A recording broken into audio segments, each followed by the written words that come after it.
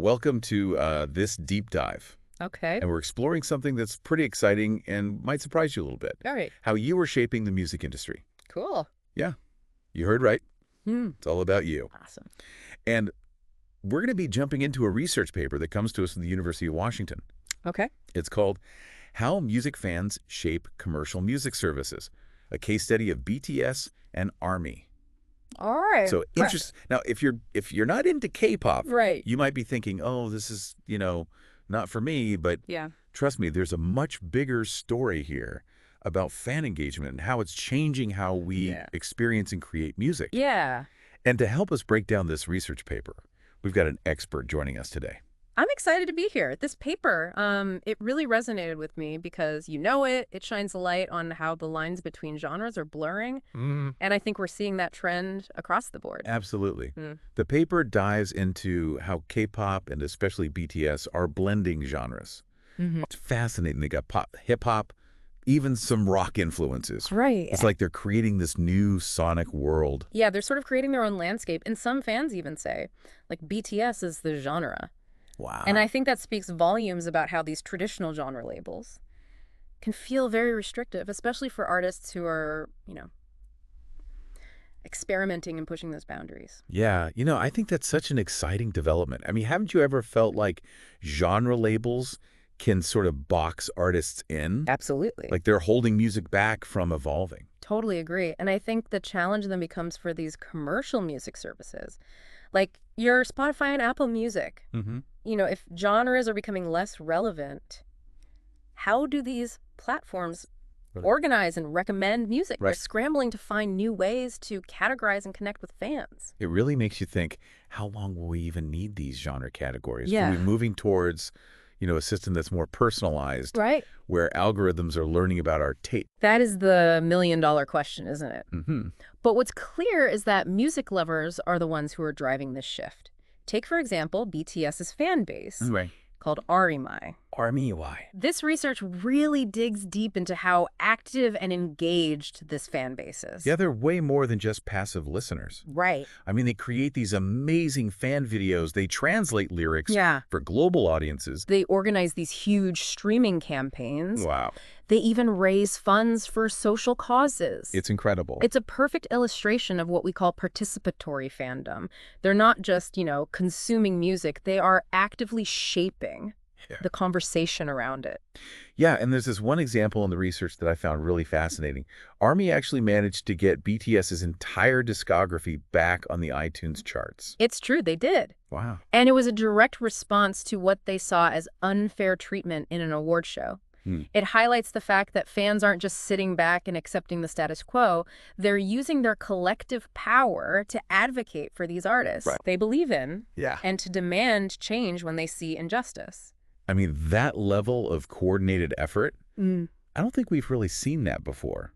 The rise of social media and these online communities, it's like technology is giving fans this power to have their voices heard on this global scale. Absolutely. And it's not just about these organized campaigns either.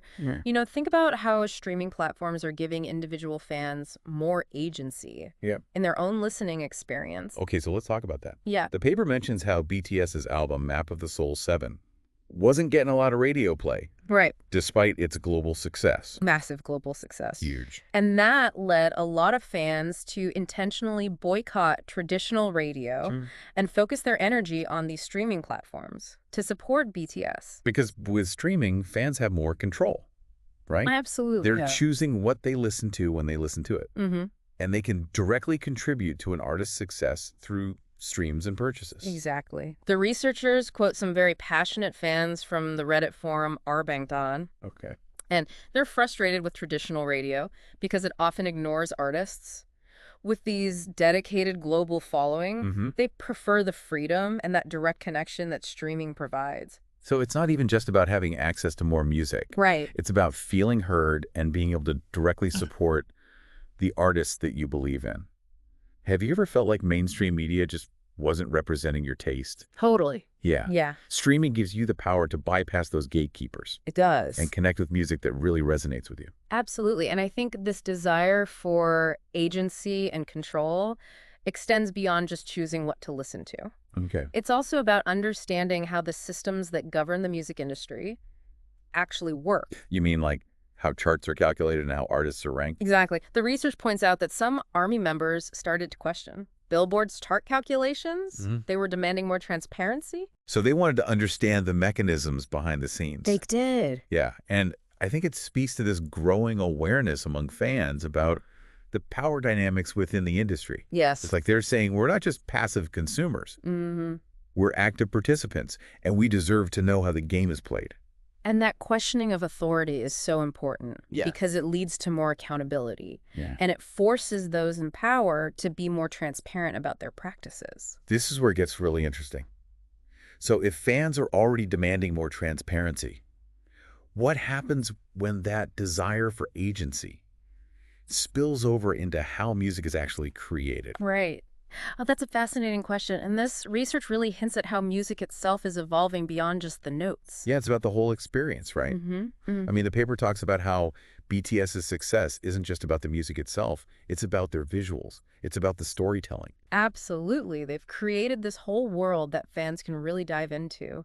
From these elaborate music videos, the choreography, even webtoons. And then there's these fan-made theory videos that like dissect every little detail. Hold on. For those of us who are not like deep in fandom culture, what are theory videos? Oh, good point. So imagine you've got fans getting together online and they're analyzing every symbol, every costume change, every frame of a music video, looking for these hidden meanings, these connections. Wow. It's like a giant collaborative puzzle. That's incredible. And it shows how invested fans are in the whole narrative, not just the song itself. That's wild. So it's like the music is just the starting point. Yeah. And then the fans take it and run with it, creating all these layers of meaning and connection. Exactly. And that's a huge part of what makes fandom so powerful. It's these shared experiences that go beyond just enjoying the music. And they create these really strong bonds between fans and with the artists. So are you saying that these like extra elements are almost becoming as important as the music itself? In some cases, I think they are. Think about how like a well-crafted music video can completely change your interpretation of a song. Or how a behind-the-scenes documentary can make you feel like you really know an artist. You're right. It's all about creating that deeper connection. Have you ever been like pulled into an artist's world because of their visuals or their story? I know I have. Totally. Yeah, it makes the whole experience so much more meaningful.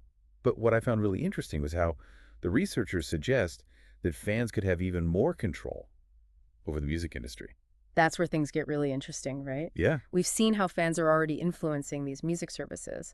But what if they had a direct hand in how music is created, how it's shared, and even how it's funded? Wow, that would be a complete game changer. Right. So fans could directly support the artists they believe in. They could shape the music they want to hear. They could potentially bypass the traditional music industry altogether. It would definitely challenge the existing power structures. In the music industry, for sure. Imagine a world where artists could crowdfund their albums, get real-time feedback on demos from their fans, even co-create music videos with them. That's mind-blowing. Yeah. But what are some of the potential downsides to this fan-driven approach? Could it lead to a lack of diversity or even the creation of these musical echo chambers? Those are definitely important considerations. There's a risk that if only the most popular or established artists have access to these fan-driven platforms, it could stifle innovation and limit opportunities for emerging artists. And could it lead to a situation where artists are pressured to cater solely to their fans' tastes and potentially sacrificing their artistic vision or creative freedom? That's a valid concern. Yeah. The balance of power would need to be very carefully considered.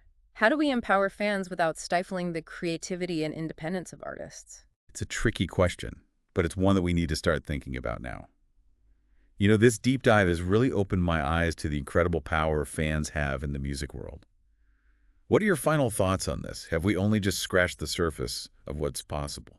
I think we're really just seeing the beginning of a massive shift in the music industry.